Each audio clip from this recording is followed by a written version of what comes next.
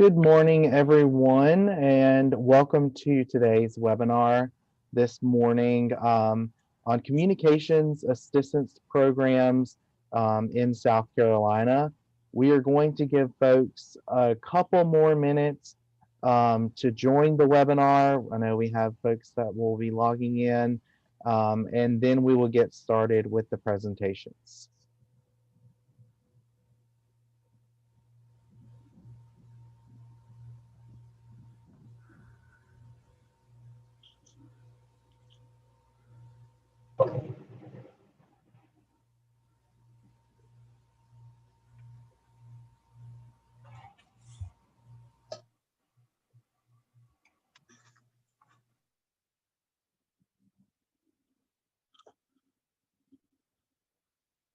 And so we will go ahead and get started with today's webinar. Everyone is currently on mute.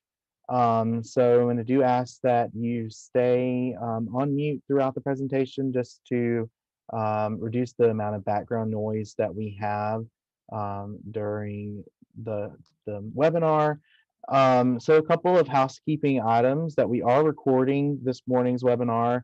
And we will be posting the recording on the South Carolina Equipment Distribution website and YouTube channel. So if you do have to step away for something, for some reason, you can always come back and watch that recording later or share it with another coworker or someone else that you would like to share the webinar with. And we will have a question and answer period at the end of the webinar after the presentations. But during the presentations, if you have questions, feel free to put those in the chat box that's located in the Zoom ribbon. If you click on chat, you could type your question there. And if it's something that we can answer during the presentation, we will go ahead and answer that on the spot. But if not, we will get to all those questions at the end of the webinar. And so I want to also let you know that there are closed captions available for this morning's webinar. If you click on the subtitles button on the Zoom ribbon, you can turn on those closed captions or subtitles. And we do have a captioner for this morning's webinar for those that will need those captions. So with that, I will introduce myself first, and then we will introduce today's speakers. My name is Landon Masters, and I'm the Community Outreach and Communications Manager for the South Carolina Office of Regulatory Staff, which houses the South Carolina Equipment Distribution Program. This is the first of hopefully many webinars that we will be hosting to showcase the different programs in the state and also the different types of equipment that are available. But we're excited because things have changed a little bit here with how we do outreach. And we are taking a lot of things virtual. So this is kind of our first step at doing that. But we're excited to be able to continue to showcase what we've got here in South Carolina. So with that, I will introduce our first speaker, which is Casey Sims.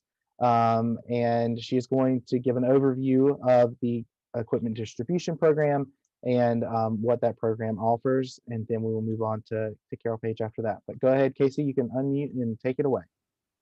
Thank you, Landon. Thank you everyone for joining us today. As Landon said, things are a little different now, and so we've kind of taken our outreach virtual, and this is our first webinar that we're doing, and I really appreciate you all tuning in today. My name is Casey Sims, and I am the outreach coordinator for the South Carolina Equipment Distribution Program. So we are administered by the South Carolina Office of Regulatory Staff, and we are located downtown on Main Street in Columbia. So we do serve the whole state of South Carolina. And what we do is we provide free phone equipment and alerting devices to any individual in South Carolina who has trouble hearing or speaking over the phone due to hearing loss or speech challenge. And so I'm going to talk a little bit about our program today and how you can go about getting free equipment, the steps that you would need to take. And they are pretty simple. And with that, we'll get started. So Landon, if you want to go ahead to the next slide. Alrighty, so just to give you a little bit of the history behind the program. So in 1996, a law was established that gave the Office of Regulatory Staff the wherewithal to establish a distribution system for TTY and other related telecommunication devices. SCEDP, or the South Carolina Equipment Distribution Program, was created in order to distribute these pieces of equipment. It started off with TTYs and things like that. And as we know now, TTYs are more ancient or less common, I should say, and there's new equipment that we have ordered and we distribute now. Because as you know, a TTY does require a traditional landline phone, and at this time, this day and age, a lot of folks are using cell phone devices. So, just to move with the times, we distribute more than TTYs now. Alrighty, so you may go ahead to the next slide, Landon. So like I said, the purpose of this program is to distribute telephone equipment or phone equipment to individuals who are living with a hearing or speech challenge. So you can see on the screen, those who would qualify would be anyone who's deaf, hard of hearing, deaf blind, and also speech impaired. So anyone who would have trouble hearing or speaking over the phone. So this program is really, really designed to help those folks who really can't communicate with loved ones or friends or families due to their disability. And so these pieces of equipment assist with that and allow them to open that door of communication again. So obviously you can see that hearing loss is the main thing with these bulleted qualifications, but we also have phones that do assist with other things, so such as some vision loss. Whether you have vision loss or even mobility issues, we do have some equipment as well that will help with that. But to qualify for the program, you must have hearing loss or a speech challenge. It can come along with other challenges, but you must have hearing or speech challenge to qualify. Alrighty, next slide. Okay, so the steps to get free equipment. The first step would be obviously to have that hearing loss or speech challenge, speech impairment. And once you have that and you know that you struggle with that, you get to choose a product from our product guide. You fill out an application, which is a simple one-page application. Have a professional certifier sign, basically certifying your application that yes, you do indeed have that and you could benefit from a piece of equipment. And then we will need a copy of your South Carolina ID and a copy of your current phone bill. Once you have all that together, you send it in and we start processing your application.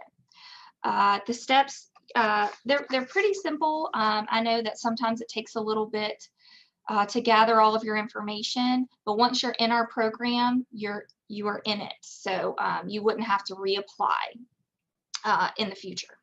You can go to the next slide, Lena. So step one would be to choose a product.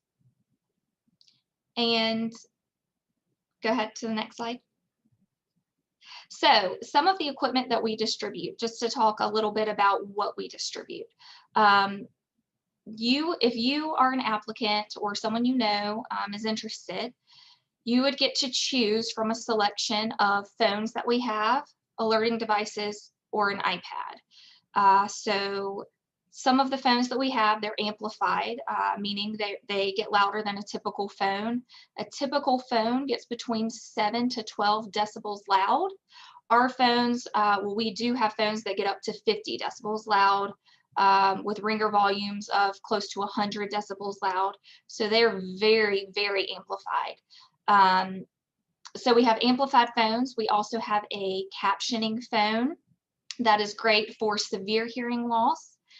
We have alerting devices as well. So if someone has trouble hearing their phone ringing or hearing their doorbell, someone's at the door, the alerting devices that we distribute will also help with that. They will alert if the phone is ringing or if the doorbell is ringing. And then in addition to that, our most recent addition to our program was the iPad that we added. The iPad is for obviously hearing or speech impaired. You get to choose what package would come on the iPad for you. And for the speech package, it comes with an AAC app, which stands for Alternative Augmentative Communication App, meaning that it provides, it's a communication app for someone who is nonverbal. It basically gives that person a voice. So it's really great for those folks. And Carol can talk about AAC, and she's going to touch on all of that. But we do provide AAC apps. Some can be very expensive, some maybe not, but we do provide that app for free on the device as well. So just to note, an applicant is allowed to receive one phone and one alerting device per household. And when I say phone, I mean a communication device. So if you were to choose the iPad as your communication device, you wouldn't be able to select a phone as well. It would be an iPad or a phone, because that would be the communication device. And then like we also distribute larynxes. That also is a communication device. So one could get that if needed. That's a select few, but wouldn't be able to get a phone. So one phone and one alerting device per household. So we do offer, installations and technical support here in office. Obviously that's changed a little bit with the coronavirus, but if needed, we do provide that. We provide exchanges and returns. And once again, I want to reiterate, this is all at no cost. So this is a really great resource for those who could benefit from this program. If you need help selecting your device, we do that as well. And we ship it right to your door through UPS. Alrighty, so next device, or next, excuse me, slide. So step 2 would be to fill out your application. Next slide. So our application, it has changed a little bit since the one that's on the screen. This is an older application, but the process is still the same. You're going to fill out the top part, which is the applicant information. The income range is on there, guardian information, and then we do have this section to select your product. I do want to talk about the income range. I do have a lot of questions come in about that. Folks are concerned that what they select will qualify them or disqualify them for this section. And I do want to let you know that there is no income range that will qualify you or disqualify you. So that is simply there to collect data on who's using our program, that section. So we do ask that the application is completed and filled out completely, but just know that the income range will not disqualify anyone or qualify anyone based on their income. Guardian information is only necessary if someone is a legal guardian of the applicant, and obviously if the applicant would be under 18, meaning a parent is applying for a child to get equipment, then they would need to provide the guardian information, and then also provide proof of guardianship with the application, which would be a birth certificate or a court document stating that you are the guardian. And we could assist with all of that as well. So pretty simple, just general information, and then you select your piece of equipment. And if you want to move on to the next slide, Landon, the next page or the next slide does specify that we do have a product catalog, and this is included in all of our application packets. and it has descriptions of the products that we distribute. And so if you are struggling with, what is an alto or what is an amplified phone, it can give you the specifics of that. And then in addition, you can always, of course, give us a call and we can help you with that. So our product descriptions are in the catalog, and then they are also on our website as well. So, there's a good bit of equipment to choose from. And so those descriptions can help you decide what would fit you best, or the person that you're thinking of for this program. Alrighty, next slide. Oh wait, I'm sorry, can you back up one more? I do want to specify when I'm about the application. So as you know, I was talking about amplified phones, captioning, alerting devices, and then we also have the iPad. So I just want to specify that we do have two separate applications. One is for the iPad, and then the other application is for all the other equipment we distribute. So if you are interested in an iPad application, you must request an iPad application. And it does state that at the top. It will say iPad application.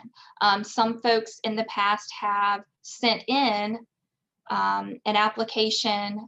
They filled out the regular application like they're getting an iPad, but it's the wrong application. And so they had to redo it.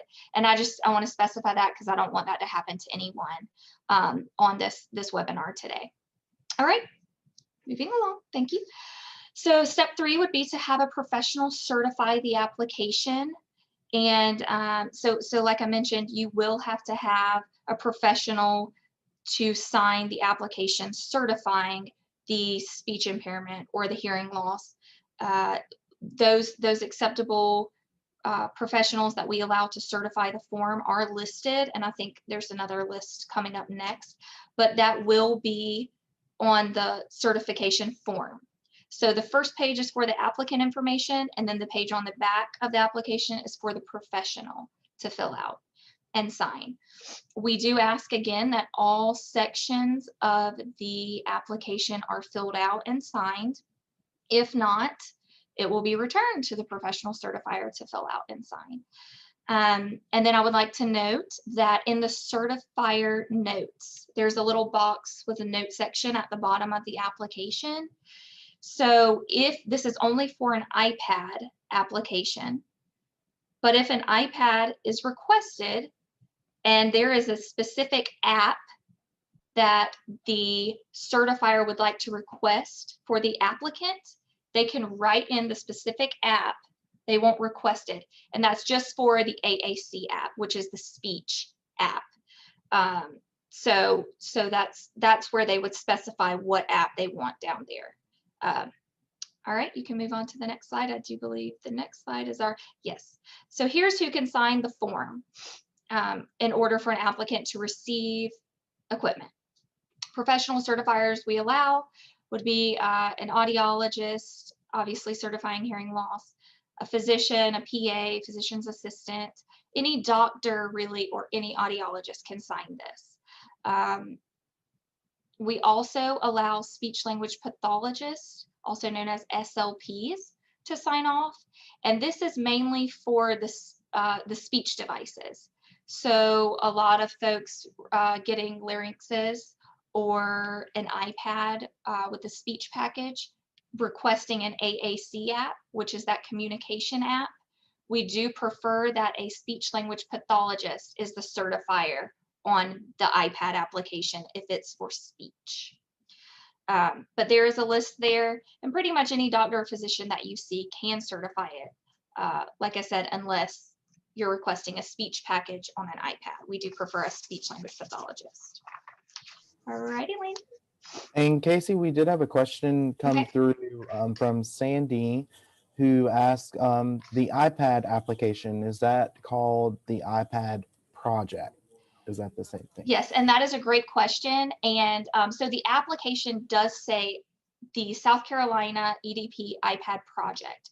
And the reason it's labeled project is because it was new to our program and it was kind of a flight project. We were giving it a go and seeing how it was going to work out. We honestly didn't know how long it was going to be around, but since it's getting ironed out now, but it was a project at the time as we were working out things, and they were subject to change. So it does say project on it, but that is correct. That is the iPad application. Awesome. Thank you. Okay, step 4 would be to send in a copy of your South Carolina ID and your phone bill. Next slide. So you will be required to show that you are a legal resident of South Carolina. So this program, to qualify, you must live in the state of South Carolina. This is for South Carolina residents. So the forms of South Carolina ID that we will accept is a valid South Carolina driver's license, a South Carolina ID card, but that must come from the South Carolina DMV, or a voter's registration card.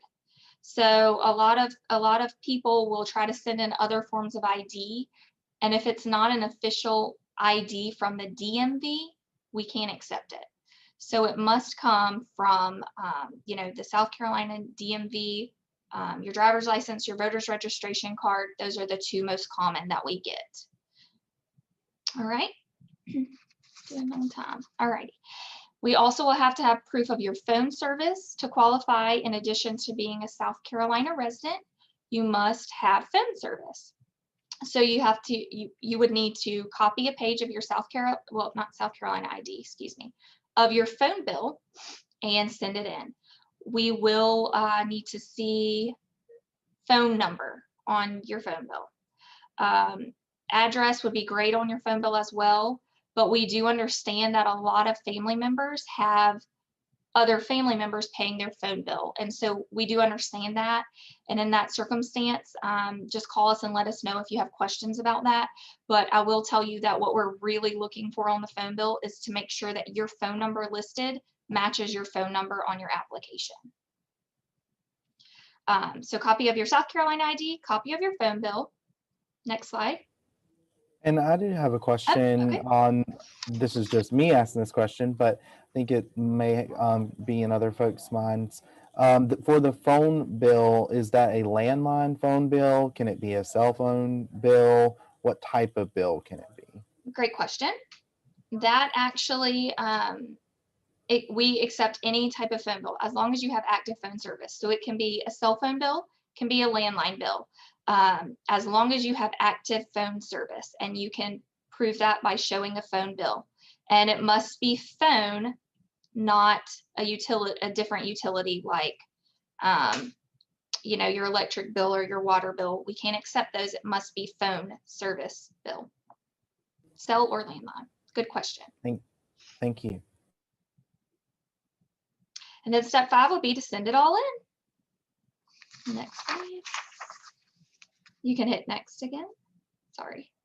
Okay, so if you need any assistance, you can definitely give us a call at our office. We will help you in applying for your product. Our contact information is coming up shortly. Your product or your equipment will arrive within 30 days typically.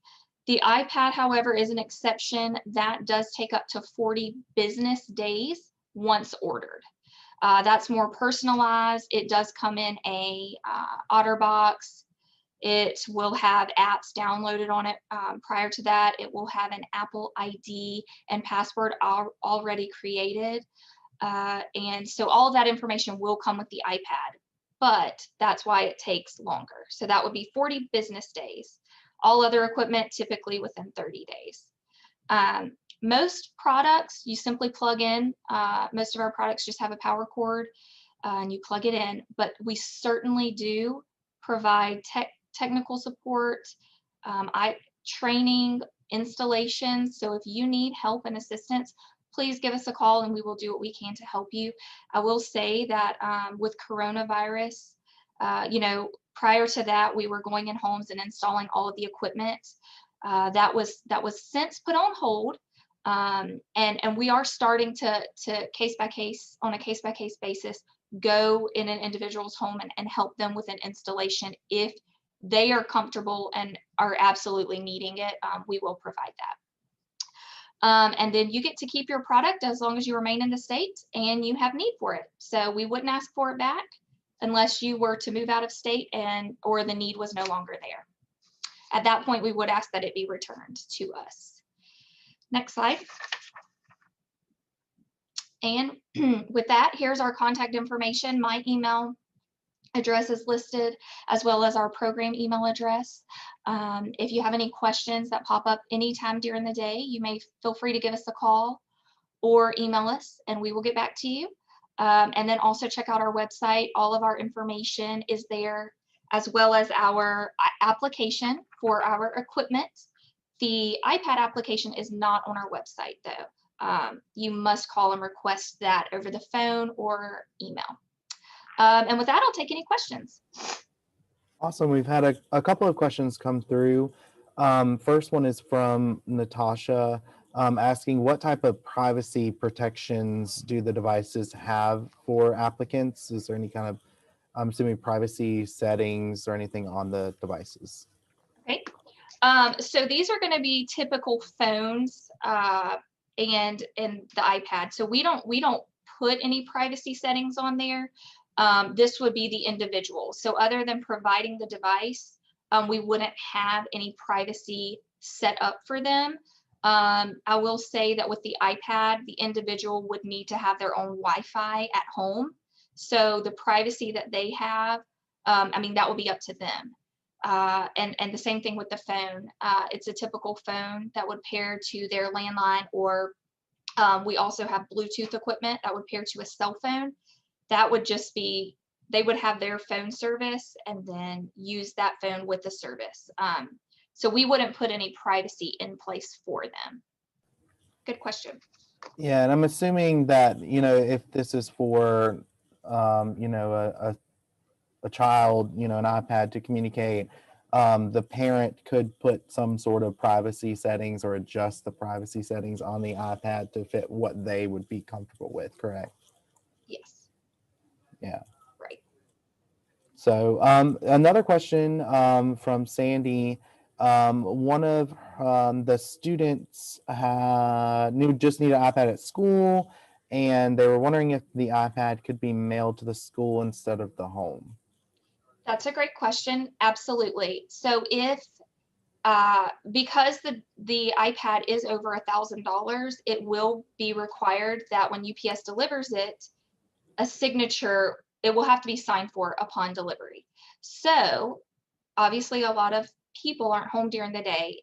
If the professional certifier would rather the iPad be delivered to them versus the individual at home, they just need to specify that in the notes. There is a section on the application that does say that. We can mail it anywhere that they request. They just have to specify where they want it sent to, and we'll be happy to send it to them at school or wherever. Awesome. And then another question from Kathy. Is there any plan to add the iPad project application to the website at some point? So I would love to say yes. At this time, we are not. Hopefully in the future, we will add the application for the iPad on our website. We haven't discussed that recently, but in the past, it's been because we were trying to keep a little bit on top of where all the applications were going for the iPad project and where we were getting them returned from. Each application is coded on the bottom so that we know where we're getting it back from, and we have to keep up with all of that. So if we put it online and it's printed, we don't really know where it came from. So that's kind of why we're trying to keep a little bit of a hold on that. But I will say, Kathy, that we're working on that, and we do want to get it on our website, because I know that a lot of people are wanting it. Just, it's an easy click to print, and I get that and absolutely understand. And it is something we're working towards. So hopefully in the near future, yes, it will be on our website, but at this time it is not. So, hey, this is Kathy. I'm just going to go ahead and follow up on this question.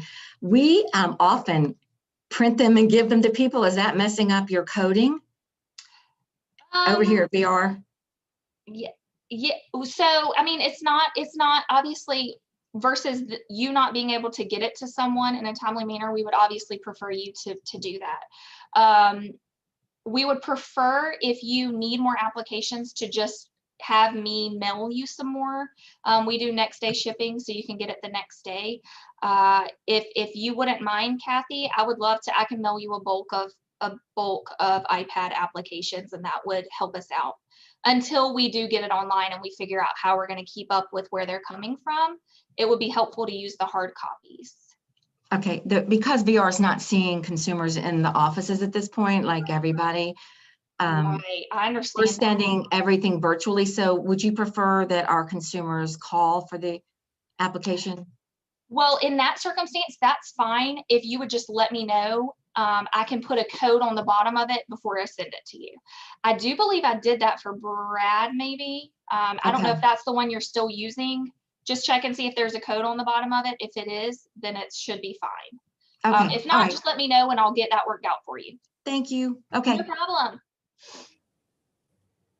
Awesome. So if you continue to have questions for Casey, feel free to put those in the chat and we'll get them to them at the very end, or we can follow up with them. But we're going to move on to our second speaker for today, who is Carol Page with the Assistive Technology Program. And I will let her take it away. You can unmute and get started. Good morning. Great to see a lot of familiar names this morning. So I'm excited to be here. And with the South Carolina Assistive Technology Program, we do have on display in our resource center in Columbia all the phones, the electrolarynx, the alerting devices that Casey talked about. And we do meet with people and show the different devices to them. We'll have to do that over Zoom during COVID-19, but we're happy to do that. And so that's one way you can look at the equipment and we can kind of talk about some ins and outs and things like that. So that's fine. Today I'm, change the slide. Today I am going to be talking about the communication devices. And just starting out with that communication is the essence of life. So if you're working with or have your own son or daughter who is nonverbal or speaks but is highly unintelligible, it is perfectly appropriate to start going down that lane about finding a communication device for them, and the iPad that's available through the South Carolina Equipment Distribution Program is definitely a viable option. And so the other thing I wanted to point out is there's no prerequisites to augmentative and alternative communication, which a lot of people, there's now prerequisites for getting the free iPad, but not prerequisites for getting a communication device. So next slide. So we're going to talk about how we fit in, how the South Carolina's Assistive Technology Program fits in with the 4 primary components of AAC, and those things are symbols, devices, strategies, and techniques. And the focus of augmentative and alternative communication, or AAC, or communication devices, however you want to say it, the focus is always on language. And so we're going to move to the next slide and look at symbols and how that fits into the devices. You can notice there's lots of different symbols. You can have object symbols, picture symbols, and then also the alphabet. All of those are symbols. Next slide. You can have low-tech communication boards, either digitally on a device or printed. The iPads that we loan out have a variety of robust communication apps. These include Proloquo Go, LAMP, TouchChat HD with Word Power, Grid for iPad, Avaz, Snap Plus Core First, and Cough Drop. These are all very robust communication apps, and the reason why I highlight these more than any other apps and is because They let you meet a child. They are definitely customizable for adults, but they also let you meet the child where they are that day when they're just starting out, and it will grow with the child for a long period of time. We don't want to start a child with one communication setup and then a year down the road introduce them to a new one. That's very difficult. It would be like me saying, okay, I know you're typing great with your QWERTY keyboard, with the QWERTY layout, but I'm going to take that away from you and I'm going to give you an ABC keyboard.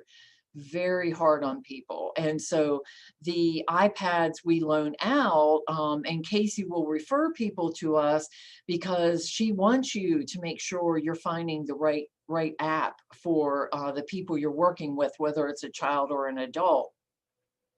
So all of these apps are very customizable, and you want to make sure that you're meeting the needs of the individual you're working with.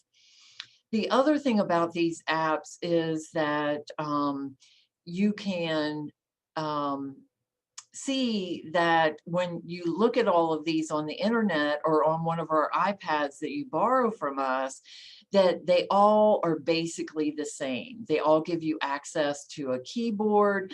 They all give you picture communication. They all give you different ways of hiding pictures if you don't want to start with them.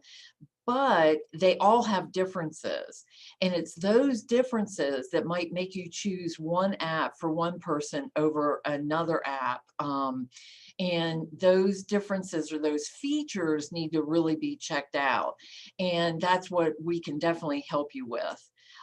Say the iPad doesn't work for you, like you try it, you were going to get the free iPad from Casey or from the equipment distribution program, and it's just not going to fit your needs. You can borrow the commercial communication devices from us or as well. And when we loan out iPads, we make sure that they're in a case and you get the charging cord as well. So we want to make sure you have everything that you need to be able to use that device for a couple of weeks. Next slide. How to borrow our devices. You can go to our website and there's a link. It says loan agreement. So you want to download and complete the loan agreement. You want to email or fax that. And here's our phone number, 803-935-5342. And you'll email or fax it to Bilfred Leverett. And he's our guy. He's the man on our staff that is handling all the device loans. He makes sure they get shipped out, and he'll notify you when things are due to make sure we get them back. Borrowers living in Lexington or Richland counties must pick up their devices from SCATP, which is the South Carolina Assistive Technology Program. And we meet people in the parking lot right now. So if you're picking up a device, we'll have you call us once you get to our parking lot. We'll meet you at the car and just hand the bag over to you, and you would bring it back the same way and call us from the parking lot, and we'll meet you there and pick up the bag from you. Borrowers living outside Lexington and Richland counties, their devices are shipped to them. And there's no fee for that. We will ship them for free outside of Richland and Lexington counties. Now, we do ask that you pay to ship it back. We're going to get to that. Electronic communication device loans are for 2 weeks. If you do borrow a low technology like a Flipboard or something like that, we'll loan it up to 4 weeks. And you can request to borrow an iPad from us and a lower technology communication device at the same time, should you choose. That is fine. Next slide. How to return your borrowed devices. You drop them off, and you do that by appointment. So you want to get in touch with Bilfred, and all his information was on the slide before this, and just say, hey, I want to set up an appointment to drop this off, and he'll work with your calendar. And then here's our address to drop it off. And again, he'll meet you at your car, or you can ship to us by FedEx, UPS, or USPS, United States Postal Service, and you have to pay the return shipping and the insurance. And Landon, not to step on your toes, but I just read a really good question that someone put in the chat. I don't know who it was. Let's look. Natasha, thank you for that great question. She asked, what happens if a device is lost, stolen, or broken? We have been loaning out iPads, and what I want to say, if you're interested in the iPad project, we will loan out a regular iPad. We don't want you to borrow the iPad mini, and we don't want you to borrow the iPad 13-inch, even though that's good for people with vision problems. But you'll want to borrow the same size that you would be getting for free through the equipment distribution program. So we have you sign. The loan agreement is a legal document, and we ask for signatures. We don't want typed names. We ask for signatures, and that means you're financially responsible for it. But I will say that in the last 10 years or more that we've been loaning out iPads, we've only had 3 of them come back broken. In all 3 circumstances, the borrowers had taken them out of the cases. We asked people not to do that. Casey does as well with their devices. We ask you to keep them in the cases, and every single time people have kept them in the cases, they come back intact. It's only when they come out of the cases, those 3 times, they've come back with cracked screens. And because it happens so infrequently, we're more than happy to pay to replace that cracked screen. That's not a problem. That's something we'll take care of it. If it's lost or stolen, it becomes, you signed a legal document saying you're financially responsible. Now, no, and you cannot take insurance out on the device. There's no insurance. But for people who are really, really concerned about it, there's 2 different ways you can deal with it. If you're a school person or at a rehab, you can have the parents borrow it, and that they would be financially responsible for it. Or if you do work in a school or a rehab setting, you can borrow it and just do your trials during therapy time if you're ultra concerned about it. So people have been very concerned about this. I know it's frustrating to worry about it getting lost or stolen because we do want the students or person who's using it to have it with them all the time. But I can't stress enough how how important it is for the person to have it with them all the time. But at the same time, somebody has to be legally responsible for it when they borrow it. So let's move on to our next slide. So here's the third component, and we definitely help people with all 4 components of having a communication device, and that is strategies, which is intervention. So it's great you get this free communication device from the South Carolina Equipment Distribution Program, but if you don't know the strategies that have a lot of research behind them, you're not going to get very far with it. So we want you to set up the app for growth and success.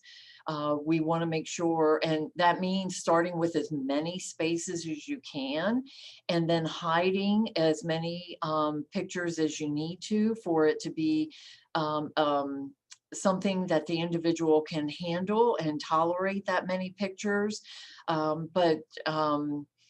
You also want to start out with core vocabulary, and this list, interestingly, the sample that I'm showing you now is a low-tech sample, and every single word on there are Dolch reading sight words, and they're core vocabulary words. So that means that every single one of these words are high frequency words for when we speak and high frequency words when we read.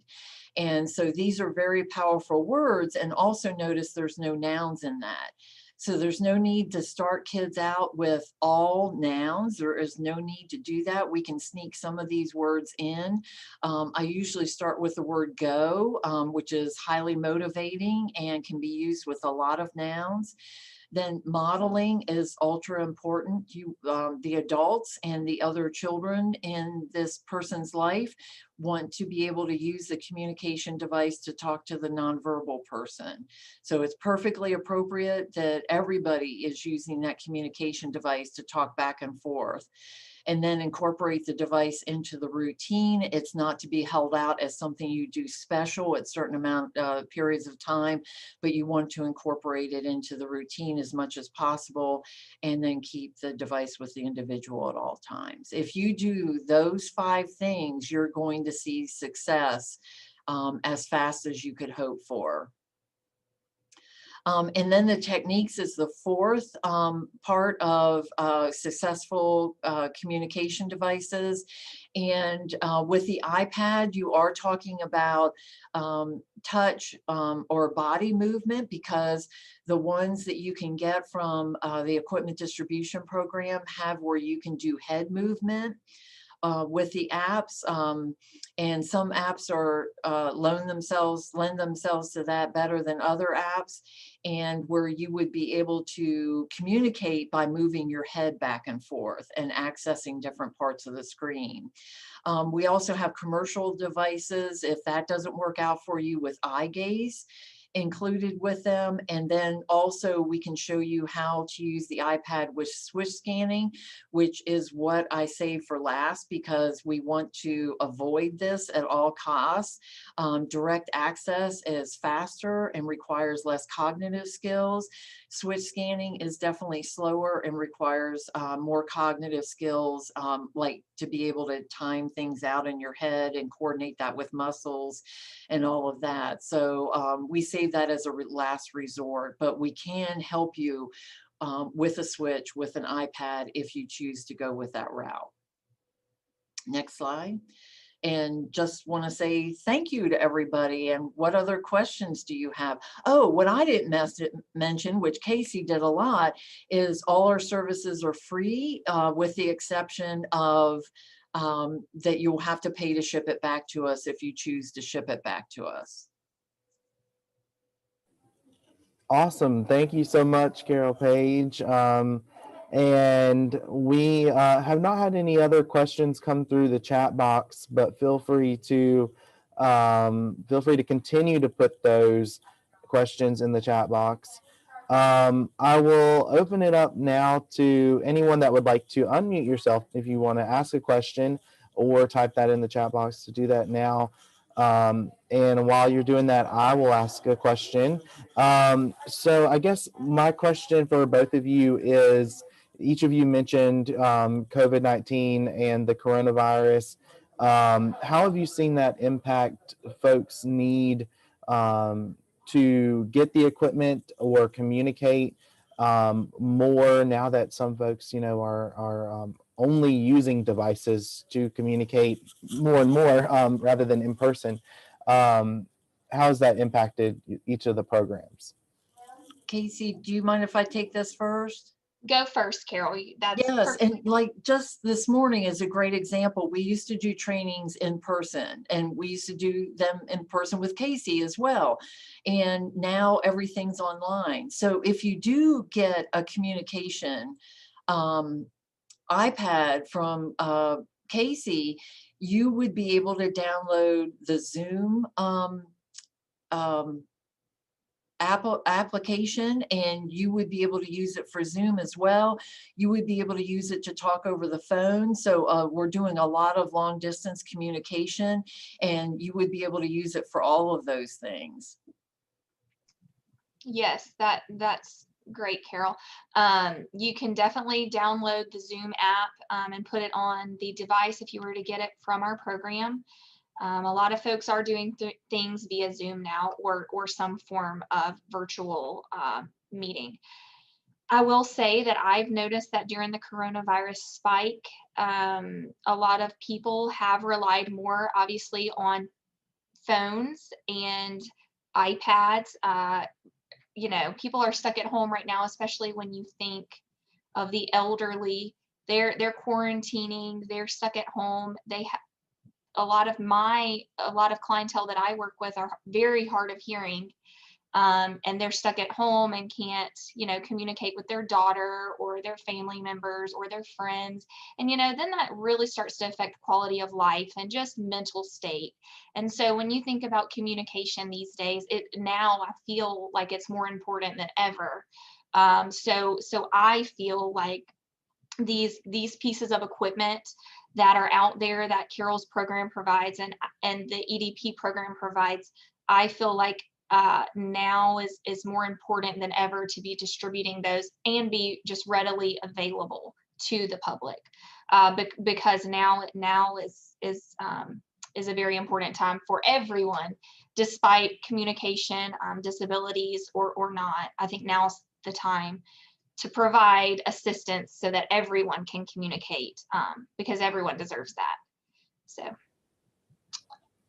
I think that was very well put, and Sandy kind of put that in a nutshell as well. In her comment, she said, "Thank you for the webinar," and it's wonderful that these things are offered for others to communicate, and that is what it comes down to: is that, you know, the ability to everyone to be able to equally communicate with each other in their own way. And so with that, I'll offer each of you just some final closing remarks, and then we will conclude today's Okay. webinar. So Casey, if you want to go first. I do have one more thing I forgot to mention. If you would like to request a packet of applications from me, I mail them out daily, weekly. Please just reach out to me via email and I can put that in the chat box. Just request, hey, can you send me 10 iPad applications, or can you send me 5 phone equipment applications? I will be more than happy to send those out. Just request it via email and I will send those out to you.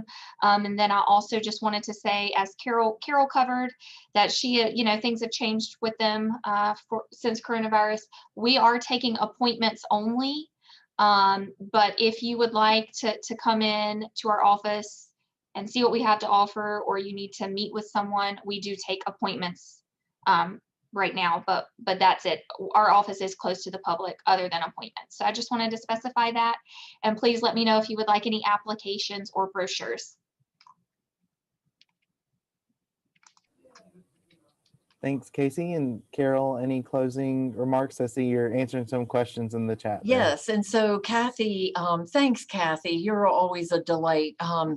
She was asking about text-to-speech communication apps, and she's right. All I showed were the ones that had picture-based communication, but we do loan out iPads with text-to-speech communication apps. They're not all made the same. Some of them include you know, pre-stored phrases and a word wall and all kinds of features. It just depends. And then Casey will put those apps on the iPads that they give away as well. So when you borrow iPads from us at the South Carolina Assistive Technology Program, you want to specify whether you want picture-based apps or speech recognition apps, and we'll make sure you get the right iPad with those on it. And often the iPads you'll get will have both on it, but we just want to make double sure that you're getting what you're looking for. Thank you. Awesome. Thank you so much, everyone. If you want to reach out to Carol Page or to Casey Sims, feel free. Their contact information has been on their slides, and we'll follow up with an email as well with the copy of the slides, as well as a link to the recording if you would like to share that too. But we want to thank everyone for attending today's webinar and hope you have a great rest of your day. Thank you.